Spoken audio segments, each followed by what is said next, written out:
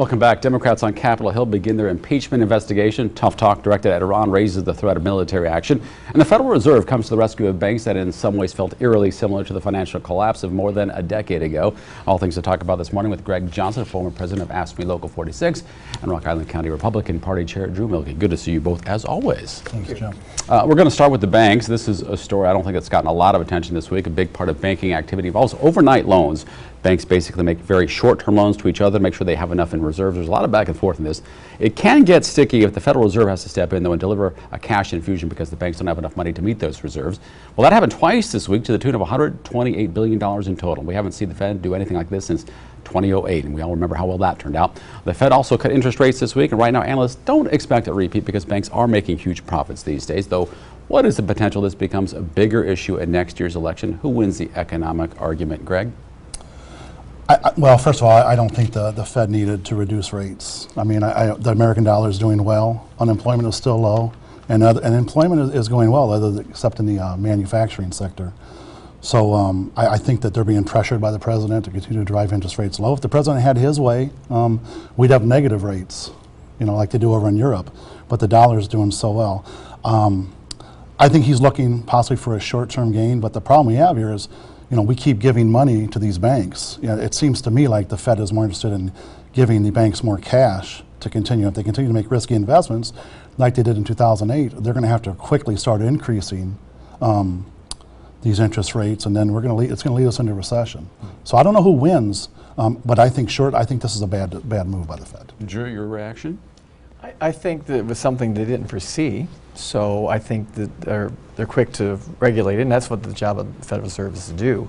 So I think it's interesting that they didn't see it coming. So that's interesting, and like you said, it's been this $128 billion infusion that was needed. Yeah, that just kind of came out of the blue. And the timing is very eerily similar. I mean, this is even earlier in the election cycle, but so anyone should be looking at that and not worried's the wrong word, but just making sure they're on the right track. Yeah. And I think everything is fine, but again, I'm not in the Federal Reserve. Is this a win the political argument economically at this point, or is it still sort of up in the air depending on what happens? I think it's just a blip. Okay, well, let's move on. Last weekend's air attacks on Saudi Arabian oil facilities quickly prompted the United States to point the finger at Iran. The president imposed more sanctions against Iran, and it's getting close to bringing its economy to a halt. President Trump also indicates he will consider every option to deal with Iran. Now, Iran's foreign minister threatened an all-out war if his country is attacked. Members of Congress are talking more seriously about this as well. I brought up the prospect of war a few weeks ago on this program. It didn't get much consideration. I guess, is it more likely now? And do you think the country is ready for it? What are those political ramifications that would go along with it, Drew? What do you think? Well, I think what I'm seeing Iran is ready for war. And that's something that when you have a country that is that renegade, what can we do? I mean, they are going to provoke and provoke and provoke. They've already, a month or two ago, they were firing at our ships in the Strait of Hormuz. If a country is, I'm going to use the word hell-bent on destruction, what else can we do but just defend ourselves and our allies? And I think that you're seeing the president lead and Pompeo using restraint and just trying to employ more sanctions and avoiding war at all costs. But I really am worried about Iran as being the wild card here, and what are they going to do next? It's been a wild card for a while here, Greg. Iran's been one of those thorns in the United States side. Are you any more concerned about war now than, say, a few weeks ago? And is the country ready for another military action? I'm not terribly concerned about war with Iran. I think they're like the little dog kind of barking at our heels a little bit here. They're obviously upset about the sanctions. They're upset about They're upset about their treatment. I mean, the risk we have in going in there militarily is you're going to destabilize that region even further, and we're going to relive other nightmare scenarios that we've been through. It needs to be, first of all, we need to find out what really happened with the oil fields in Saudi Arabia. I don't think we can trust the Saudi Arabian government to give us an assessment because we can't trust their government right now. We need our allies to join the U.S. and find out what happened there. But I think cooler heads will prevail in this. But I think they are just very upset with the continued sanctions. And they have been antagonists of the United States since I was a kid, for God's sakes. I mean, they just always have. We were all kids when we were still I remember when they took the hostages, absolutely. Democrats are leading the charge on an impeachment investigation in Congress. The House Judiciary Committee held its first hearing this week. Former Trump campaign manager Corey Lewandowski's appearance quickly became a combative political spectacle. Everybody knows, though, there's really no chance the president will be impeached. So why are Democrats pursuing this? Isn't this a waste of time? And how risky is this for the Democrats politically, Greg? I think it's a risk. I think, you know what, we are heading into election season. I've been on this show before. I've talked about it. I understand their distaste for this president. I think there's a lot of good reason for that.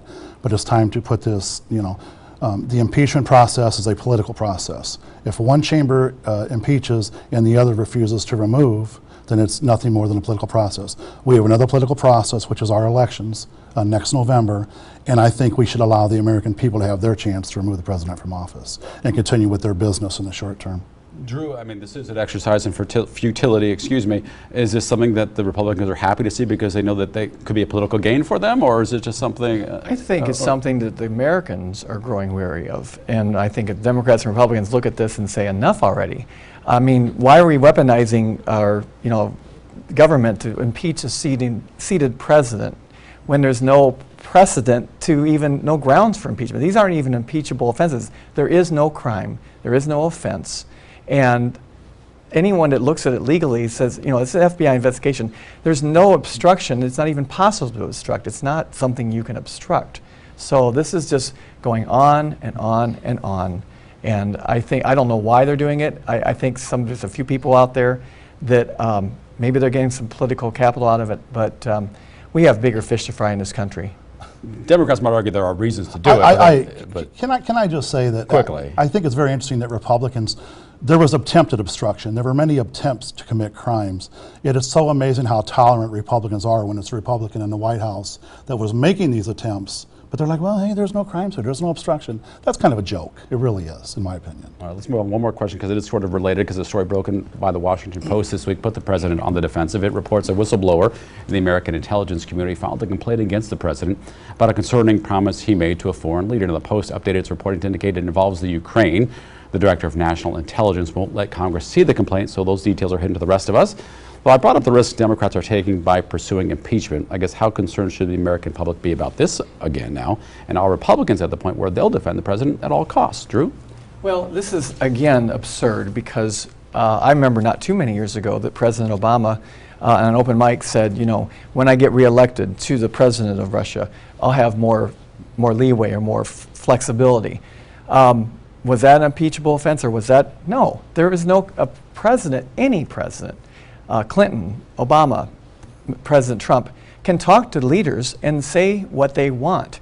And for Congress to come in and oversee this is ridiculous. They don't have, there's no reason the president can't say exactly what he wants to any leader. Does the substance and the nature of that promise matter? What was the substance? That's what we don't know, right? Exactly. Because the DNI won't share. We're talking, we don't know, right? And apparently it's serious enough for someone to blow the whistle.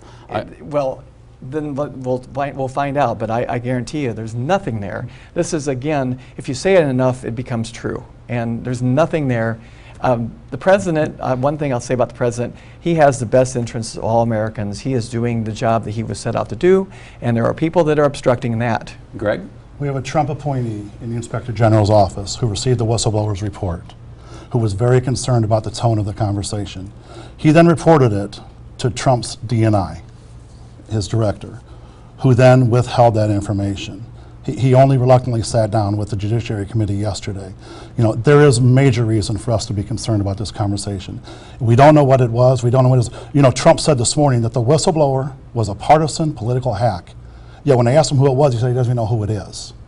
That right there should give the American public pause. If he doesn't know who it is, why would he say it was a partisan political hack? I mean, it was maybe one of his appointees. The American people have to be concerned about what's going on here and if you watch Rudy Giuliani last night on CNN, who talked about, he had reached out to the Ukrainian government in service to Trump to find dirt on Joe Biden.